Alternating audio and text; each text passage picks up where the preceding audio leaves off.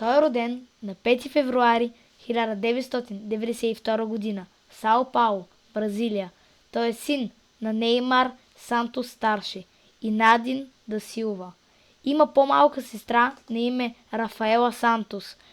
Точно така. Днес, приятели, ще ви разказа за историята на една успяла живота си личност на име Неймар.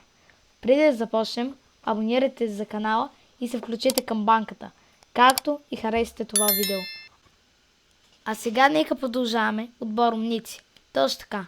Както чухте, вие сте отбор умници. Ако ви харесва, напишете в коментар.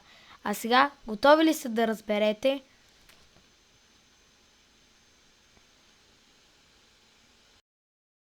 На нежна възраст от 4 месеца Неймар оцеля по чудо при фатална автомобилна катастрофа. Причината за инцидента е приближаващо превозно средство, което безразсъдно избяга от стръмна планина. Небезизвестният шофьор изгубил контрол над волана. Превозното средство се отклони към колата на семейството на Неймар и ги блъска тежко в това, което беше наречено ужасна катастрофа. Отново тъжно събитие се случи, докато господин Сантос и Надин бяха на път да посетят роднини.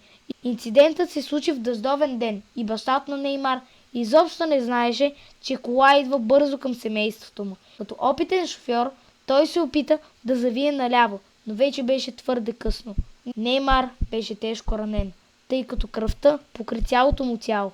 За щастие нямаше счупвания на костите. Левия крак на бащата му обаче получи ужасен удар, тъй като изкълчи тазобедрената му кост. В този миг Неймар старши си помисли, че ще умре. Реакцията на бащата на Неймар при инцидента. Разказвайки разказа за инцидента, бащата на Неймар каза пред медиите: Докато в шоково състояние, казах на съпругата си: Надин, умирам. Всичко се случи толкова бързо. Освен болката, която изпитваше и счупената си тазобедрена кост, мъжът с разбито сърце извика, изпитвайки най-големият си страх. По думите му: къде е моят син? Той се огледа с много страх, но не можа да намери Неймар, мислейки, че инцидентът го е отхвърлил от колата. За кратка секунда Неймар старши помисли, че го е загубил. Имайки това предвид, той помоли Бог просто да го убие, вместо да вземе сина му.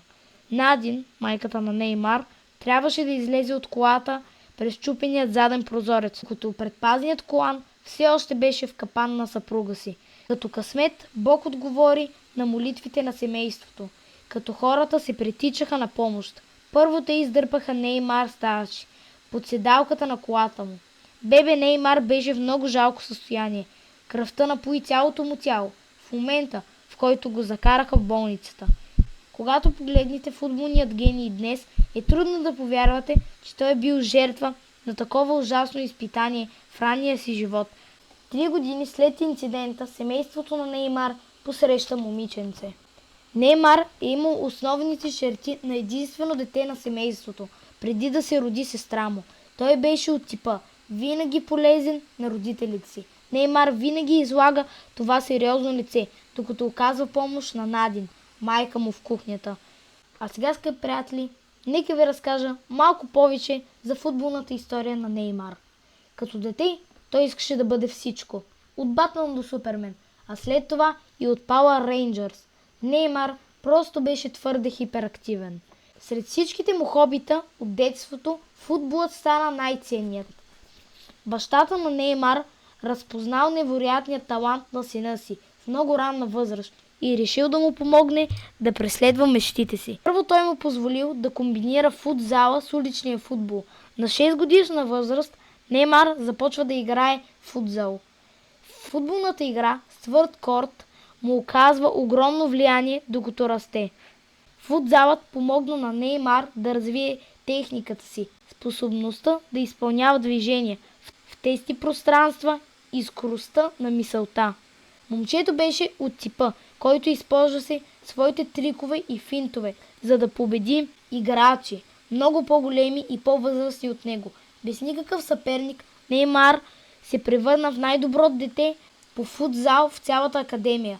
Постоянно го приветстваха за изключителната увереност, измама с топката, използване на финтове и способността да изпълнява големи движения в тесни пространства. Така този човек от беднотия стана световно известен.